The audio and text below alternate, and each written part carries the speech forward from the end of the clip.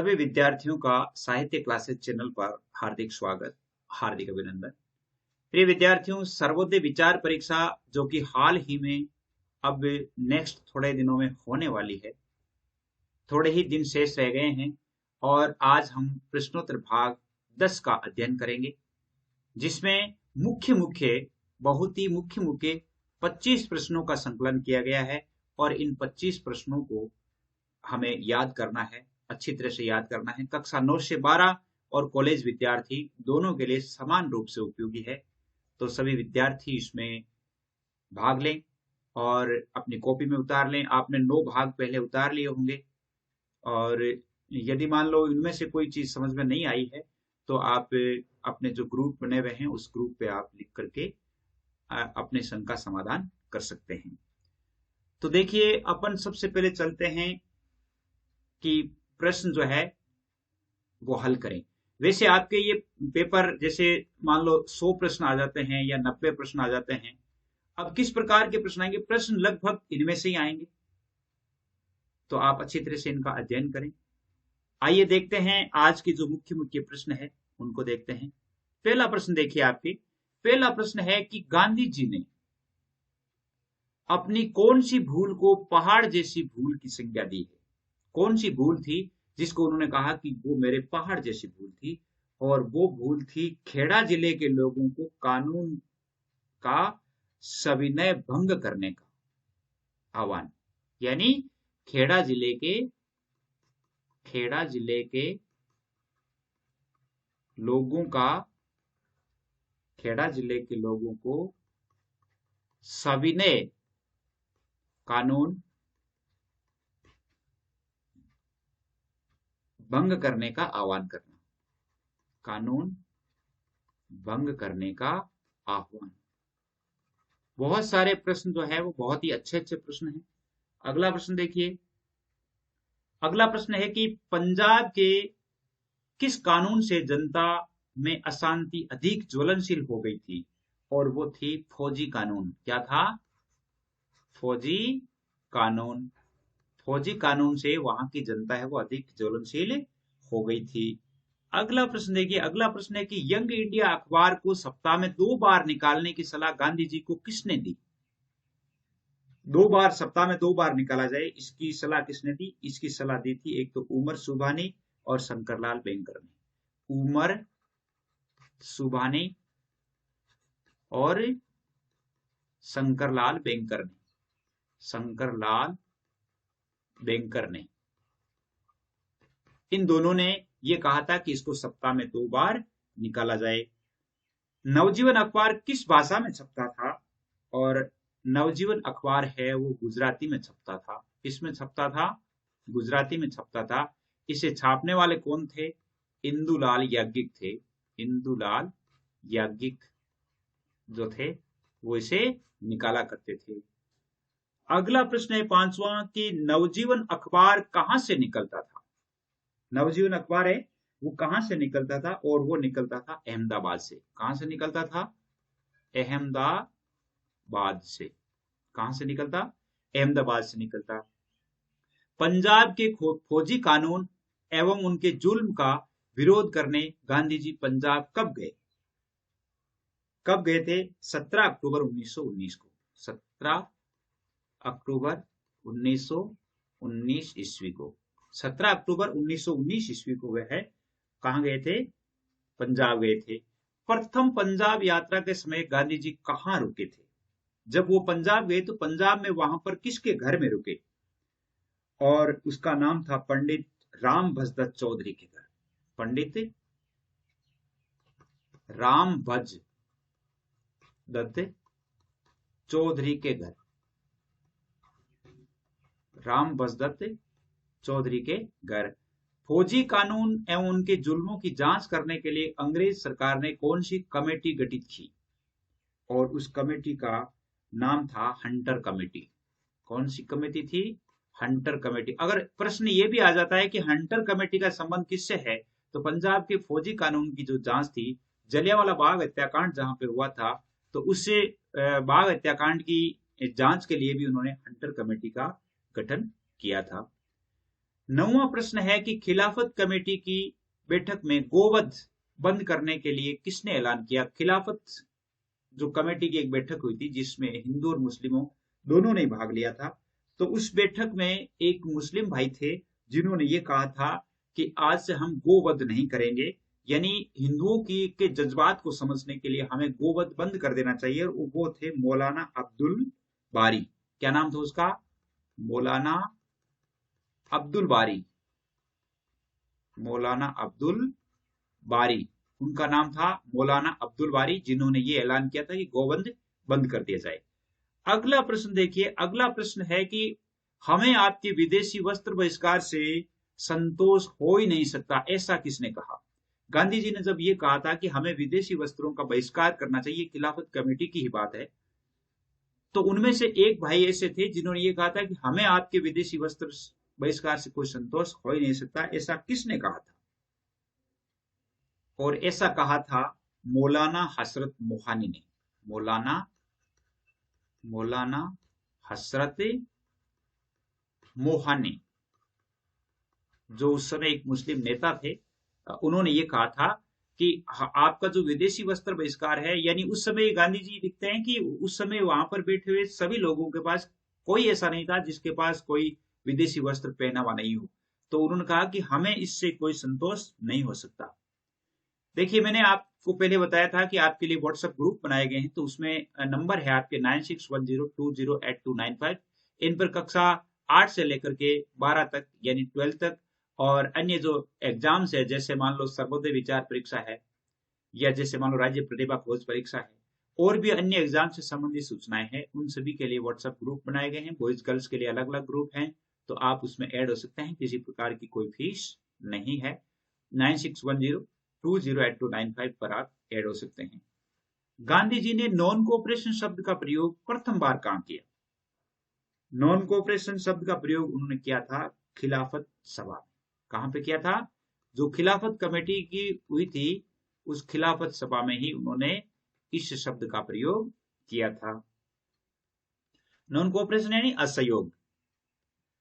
सर्वप्रथम राष्ट्रीय कांग्रेस का विधान किसने निर्धारित किया था? जब राष्ट्रीय कांग्रेस बनी थी, यानी 1885 में राष्ट्रीय कांग्रेस बनी थी, उसके बाद धीरे धीरे चलते चलते उनमें से सबसे पहले जो विधान का निर्धारण किया था, यानी उनके कानून और नियमों को बनाया था, वो सबसे पहले तो बनाया था किसने? गोपाल कृष्ण गोखले ने। किसने? गोपाल कृष्ण गोखले ने बनाए थे। गोपाल कृष्ण गोखले ने बनाए थे। फिर क्या है कि गांधी जी ये कहते हैं कि गोपाल कृष्ण गोखले के बनाए हुए कानूनों से काम नहीं चल पा रहा था, इसलिए सभी ने ये कहा कि अब इसको दोबारा कानून जो है बनाए जाए, इसका पुनर्विधान किया जाए। और पुनर्विधान करने के लिए एक प्रश्न आता है कि राष्ट्रीय कांग्रेस का विधान तैयार करने, या हम इसको यहाँ पर पुनर्विधान भी नाम आ सकता है, पुनर्विधान तैयार करने के लिए लोकमान्य तिलक ने किस एक सदस्य का नाम, लोकमान्य तिलक ने किस एक सदस्य का नाम प्रस्तावित किया? यानी गांधी जी ने क्या कहा था? गांधी जी ने कहा था कि जब आप इसका विधान बना रहे हो तो मुझे 2 आदमी और चाहिए।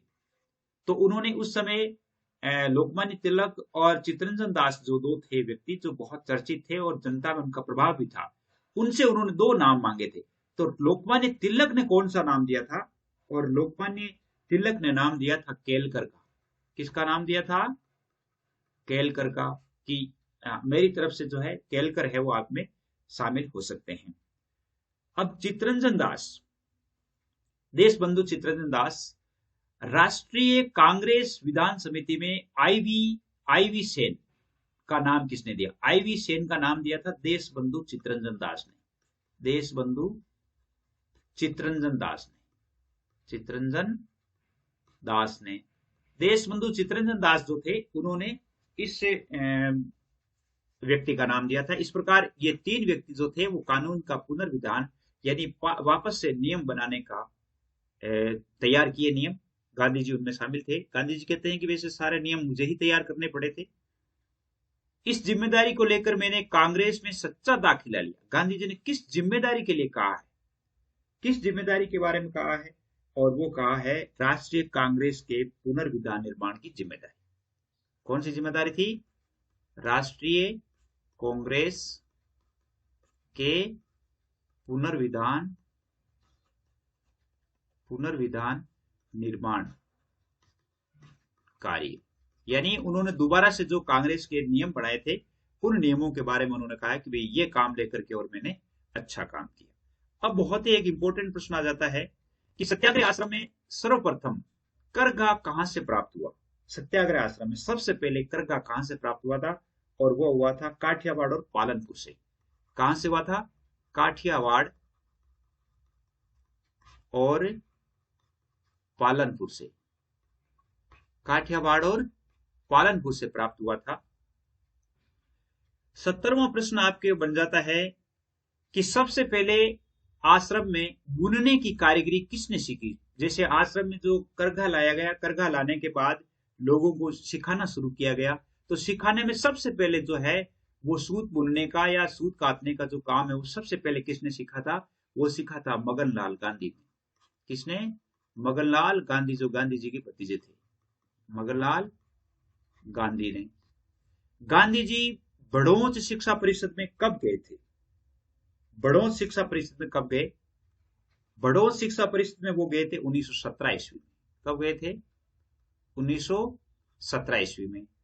आगे लिखा है कि सत्याग्रह आश्रम में चरखे से सूत काटने की कला सिखाने के लिए सर्वप्रथम किस महिला ने प्रवेश किया। सबसे पहले जो सत्याग्रह आश्रम में सूत काटने के निमित्त जो एक महिला आई थी, इससे पहले एक महिला आई थी, कालिदास वकील लेकर आए थे, लेकिन उस महिला का नाम इसमें नहीं है।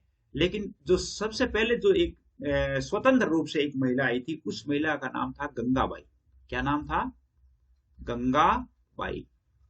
ये गंगाबाई जो है बहुत ही निर्भीक महिला थी। गांधी जी लिखते हैं बहुत ही निर्भीक महिला थी, और यूं कह सकते हैं कि ये एक निडर थी, और उन्होंने अंग्रेजों के साथ मिलना, या यूं कह सकते हैं कि छुआछूत जैसी बीमारी उनको नहीं थी, यानी छुआछूत के बारे में वो कभी सोचती ही नहीं थी।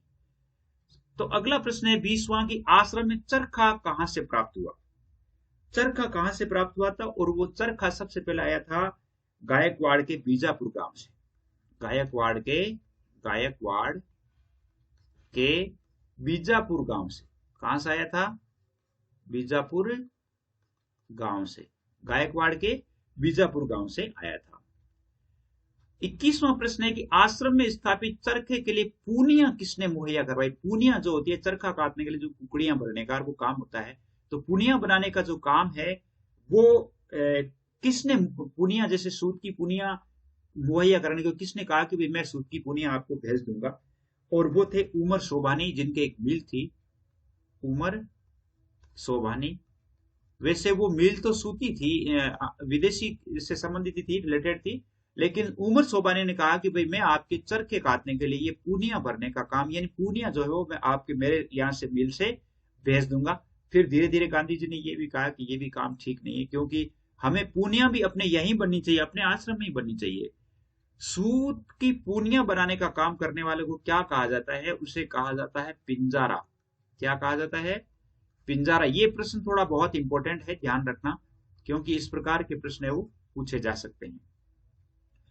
आश्रम में एक पिंजारे को कितने वेतन पर रखा गया? ये भी बहुत ही इंपॉर्टेंट प्रश्न है, और वो रखा गया था 35 रुपए प्रति माह के हिसाब से। 35 रुपए प्रति माह, उसे 35 रुपए प्रति माह दिए जाते थे, और वो पिंजारा है वो पूनिया भरने का, पूनिया बनाने का काम करता था। अगला प्रश्न देखिए, अगला प्रश्न है कि सत्याग्रह आश्रम में बने खादी के पहले थान की लागत कितनी आई? ये तो वेरी इंपॉर्टेंट प्रश्न है। सत्याग्रह आश्रम में बने खादी का जो पहला थान बना था उसकी लागत कितनी आई थी? और उसकी लागत आई थी 17 आना प्रति गज।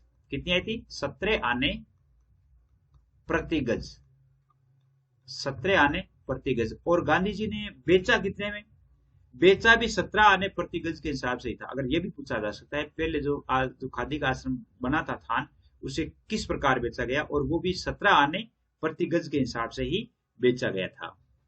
अगला प्रश्न देखिए, आश्रम में चरखे से सूत काटने वाली महिलाएं कौन कौन थी? ऐसी कौन कौन सी महिलाएं थी? अब जैसे आपको यह आ सकता है वहां पे कि निम्न में से आश्रम में चरखे से सूत काटने वाली महिला नहीं है। जैसे महिलाओं के नाम जो है उनमें से एक तो अवंतिका बाई था, अवंतिका बाई। एक का नाम था रामी बाई कामदार, रामीबाई कामदार, एक का नाम था वसुमती बहन, वसुमती बहन, एक गंगाबाई थी। अब जैसे मान लो ये तो थी, अब इनके अलावा यदि मान लो किसी महिला का नाम होता है तो वो आपका उत्तर हो जाता है कि कौन सी महिला जो थी वो इनमें से नहीं थी। तो उम्मीद करता हूं कि ये प्रश्न आपके समझ में आए हैं और आप इनको अच्छी तरह से अपनी कॉपी में लिखेंगे और आगे भी वीडियोस आते रहेंगे। अब आपके लिए एक मॉडल पेपर, यानी जो 100 प्रश्नों का एक मॉडल पेपर होगा। मॉडल का मतलब है जिसमें एबीसीडी भी होंगी, यानी एबीसीडी बना करके एक मॉडल पेपर प्रस्तुत करने का प्रयास किया जा रहा है। तो हो सकता है कि आपके लिए वो आ जाए, आप उसे अच्छी तरह से देख सकेंगे। इस प्रकार के प्रश्न है वो आएंगे। तो आप चैनल को सब्सक्राइब भी करें और अपने दोस्तों को भी भेजें। उम्मीद करता हूं आपकी सफलता को निखारने में मेरा ये वीडियो अवश्य ही मददगार सिद्ध होगा। आज के लिए बस इतना ही। जय हिंद, जय भारत।